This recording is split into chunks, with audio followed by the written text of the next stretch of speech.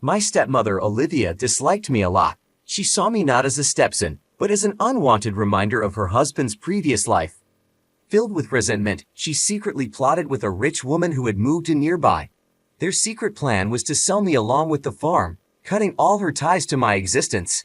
However, fate had different ideas, and a surprising turn of events changed everything, leading to a series of unforeseen events that altered my life forever.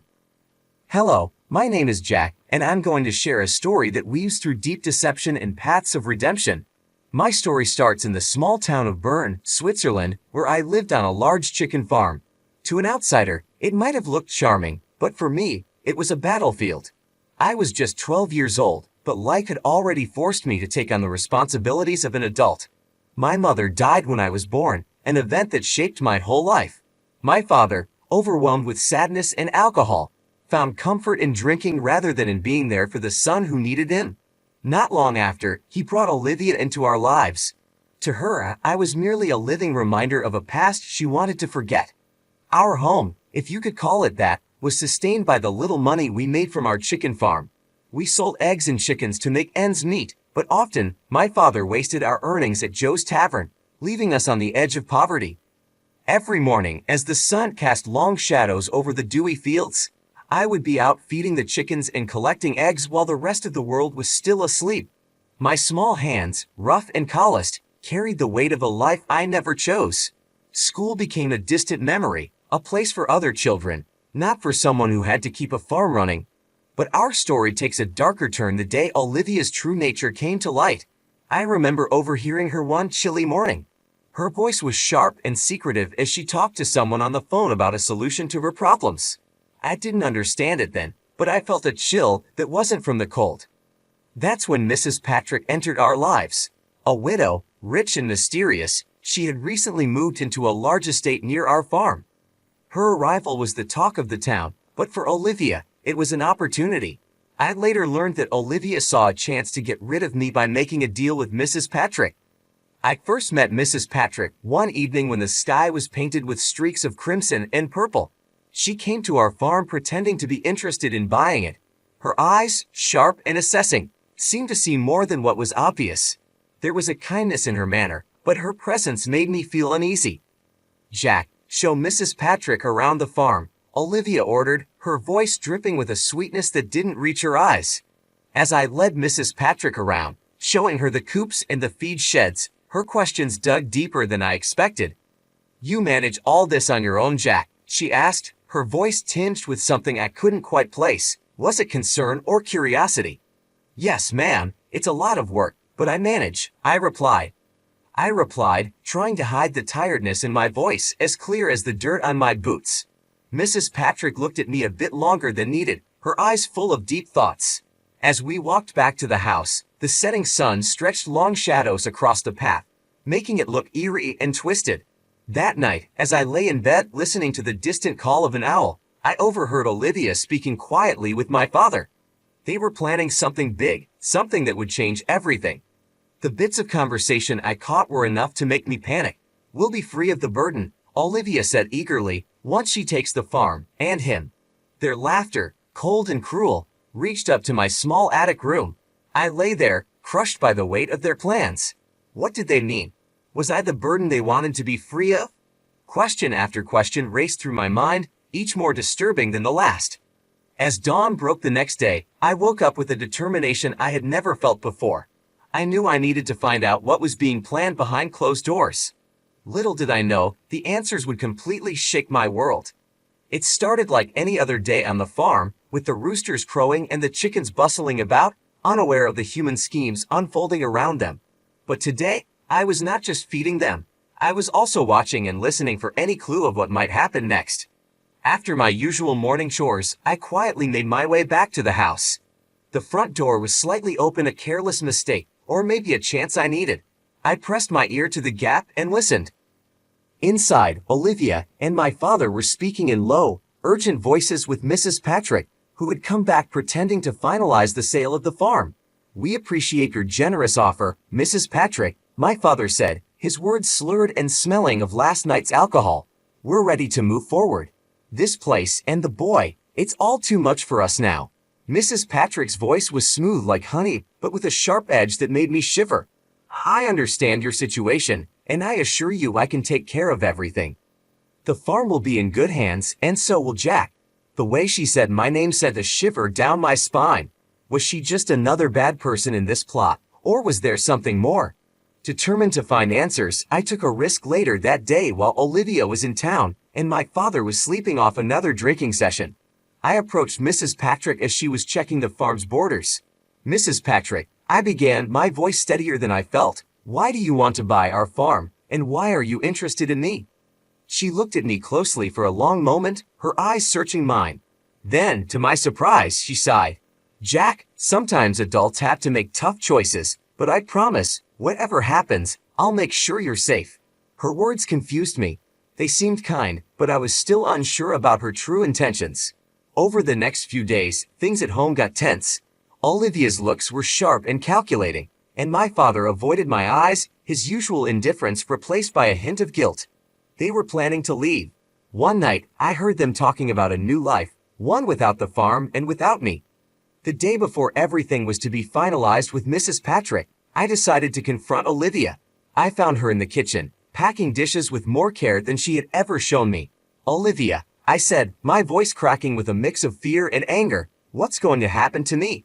She stopped and turned slowly, her expression cold. Jack, you're going to a better place. Mrs. Patrick will take good care of you, better than we ever could. But I don't want to leave, I protested, my voice rising. Olivia's expression hardened. It's not about what you want, Jack. It's for the best. That night, unable to sleep, I lay in bed listening to the whispers of the wind through the cracked window, my heart heavy, my future uncertain. The next morning, Mrs. Patrick would return to our farm to finalize the sale, and supposedly, my fate. As dawn crept over the horizon, casting long shadows across the fields, I made a decision. I couldn't just wait to see what would happen to me. Mrs. Patrick stepped forward, addressing the officers with a clear and firm tone. There seems to be some misunderstanding here. I have not agreed to take Jack permanently. I was approached by these two about buying the farm and possibly providing Jack with temporary guardianship while they sort out their issues. The officers listened intently, taking notes. One of them turned to me, his voice kind but probing. Jack, have they discussed with you any details about moving or living arrangements other than what you've just mentioned? I shook my head, the weight of the unknown pressing down on me. No, sir. They just told me I'd be staying with Mrs. Patrick for a while because it's too hard for them now. The officer nodded, then focused on Olivia and my father. We need to investigate these claims thoroughly. It's important that any decision about Jack's welfare follows legal procedures and is made in his best interest. Olivia looked visibly shaken, her voice barely a whisper as she tried to explain. We just thought it would be better for Jack. We can't provide for him the way he needs. The atmosphere was tense, each person's anxiety palpable. Mrs. Patrick then addressed me directly, her gaze softening. Jack, regardless of what happens, I want you to know that my offer to help is sincere. But any long-term decision will need to be properly vetted and approved. The officers then suggested they all go inside to discuss the matter further and check some paperwork. We also had a social worker who will need to speak with Jack and assess his living conditions, one officer added as they ushered the group towards the house. As they moved inside, I stood there for a moment, trying to process everything. The fear of the unknown mingled with a flicker of hope, knowing that these officers might just help me find a stable and caring environment. The future was still uncertain, but for the first time in a long while, I felt like there were adults around who might actually look out for my best interests. I never planned to take Jack away without his agreement or the proper legal steps. I was here to talk about buying the farm, but when I found out about the child's situation, I became worried. I contacted the police because I was concerned for his safety and well-being. The officers nodded and then turned their attention back to Olivia and my father. We need to check some documents and have a longer talk about Jack's custody and your financial actions, one officer said, gesturing for them to lead the way inside. As they walked into the house, Mrs. Patrick stayed back with me for a moment. Jack, no matter what happens today, I want you to know that my home is always open to you, and not because of any deal, but because you deserve a safe and loving place, she said. Her words felt like a warm blanket around my shivering shoulders. I nodded, not fully understanding the legal details, but feeling a spark of hope in the midst of the chaos. Inside, the officers started their questioning, pulling out documents that Olivia and my father struggled to explain. It quickly became clear that there were mistakes and possibly fake information in the paperwork related to the farm sale. As the officers dug deeper, Olivia's cover finally fell apart. It was all his idea, she burst out, pointing a trembling finger at my father. He wanted to sell the farm and get rid of the kid. I just went along with it. My father, his face now showing despair, looked at me, his eyes finally meeting mine. Jack, I'm sorry. I thought it would be better for you. The room spun around me as accusations were made and confessions came out. The officers took notes, their faces serious. The betrayal hurt, but the truth coming out also brought a strange relief. Finally, the reality of my life was being acknowledged by those who could change it. As the morning turned into afternoon, decisions were made. Olivia and my father were taken into custody for further questioning, and I was left in the temporary care of Mrs. Patrick. As we left the farm, I looked back at the only home I'd ever known, feeling the weight of my past and the uncertain promise of my future. As we drove away from the farm, the landscape of my past turned into a blur of green and gray, a picture fading into the background of my new reality. Seated next to Mrs. Patrick in the warmth of her car, I started to feel a cautious hope for what lay ahead. For the first time in what felt like an eternity, I felt a true sense of safety, a sanctuary from the chaos that had ensnared my life. Yet beneath this newfound security, my emotions churned, betrayal from those I had trusted, relief from the danger I was escaping, fear of the unknown ahead, and a budding hope kindled by Mrs. Patrick's words. Mrs. Patrick, sensing my tumultuous state, broke the silence as we drove. Jack, I know today has been extraordinarily difficult, and the days ahead will involve many changes, but remember, you're not alone anymore, she assured me, her voice a soothing balm to my frayed nerves. She revealed that she had been observing the farm for some time, suspecting that not all was as it seemed. Her intervention, she explained, wasn't solely about the property itself, but was driven by a concern for my well-being. As we arrived at her estate, I was struck by its grandeur. The house, large yet welcoming, was surrounded by lush gardens bursting with vibrant colors, a stark contrast to the drab existence I had known. The gardens, a riot of hues, seemed almost surreal in their beauty, providing a visual feast that lifted my spirits. Over the subsequent days, Mrs. Patrick took the necessary legal steps to stabilize my situation. She was appointed my temporary guardian, and the process to officially make her my foster parent was initiated. During this period, I came to learn more about her. Unable to have children of her own, and having lost her husband a few years prior, she lived in a large estate that seemed too quiet for just one person. It was clear her heart had ample room for more. One sunny afternoon, as we meandered through her rose garden, the air fragrant with the scent of blooms, Mrs. Patrick paused and faced me. Her expression was earnest. Jack, I want you to understand that you are not a replacement or a charity case, she began, her voice firm yet kind. You are a brave young boy who deserves a chance at happiness. I hope with time, you will come to see this place as your home. Her words, sincere and heartfelt, planted a seed of hope in me. Maybe, just maybe, I could really start a new life here, one filled with love and stability. But life, as I was learning, is seldom straightforward.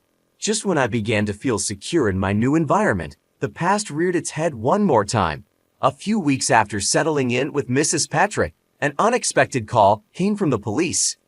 They wanted to discuss the ongoing investigation into my father and Olivia. Anxiously, I went to the station where an officer handed me a letter found among Olivia's possessions. It was addressed to me, from my mother. Holding the envelope, my hands trembled as I felt the weight of its contents. Inside, written in my mother's elegant hand, were words of pure love and longing. She spoke of her deep affection for me, her aspirations for my future, and her profound regret at not being there to witness it. The letter, a mixture of love and sorrow, shattered yet healed parts of me. Her words echoed in my heart, affirming that despite her physical absence, her love had always been with me. As I absorbed her words, a profound sense of clarity settled over me. The betrayal and secrecy I had faced were now overshadowed by the undeniable truth of my mother's love. This revelation, though painful, brought a strange relief. It reassured me of my worth and solidified my resolve to embrace the new life Mrs. Patrick offered. With each passing day, the estate began to feel more like home. The shadows of my past receded, making way for a future I had once thought unattainable. Seated next to Mrs. Patrick in the warmth of her car, driving away from the police station, I realized that life was offering me a new beginning.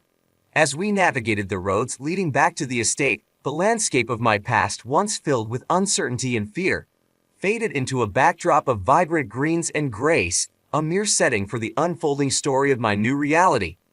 I didn't even realize I needed it until it was in my hands, a letter from a mother I never got to know. It was a piece of my past that Olivia had tried to erase, but now, it was finally mine. This link to my mother, a connection long denied, became a cherished possession as the weeks turned into months, and the legal proceedings against Olivia and my father unfolded. They were eventually found guilty of fraud and child neglect. My father, seeking redemption, tried to reach out, longing to apologize and to reconnect. But for me, the path forward did not include him, not yet at least. Forgiveness is a complex journey, and I wasn't ready to embark on it. Living with Mrs. Patrick, who I came to affectionately call Patricia, was a blend of everyday routines and extraordinary moments. School, which had once seemed like a distant, unattainable dream, became a staple in my daily life. Patricia supported me in every way. She encouraged my studies, supported my exploration of new hobbies, and most importantly, she helped me navigate the tangled emotions of my past. One evening, as we sat watching the sunset from the porch, the sky a canvas of orange and pink, Patricia turned to me and shared a thought that struck a deep chord. "Jack, all families are built differently. Some are formed by blood, others by bonds that are stronger than blood. We're the latter, and I couldn't be prouder." That moment felt like the final piece of a puzzle slotting into place. The turmoil of my past had led me to this tranquil present, and the future was a canvas waiting to be painted with the vibrant colors of hope and healing.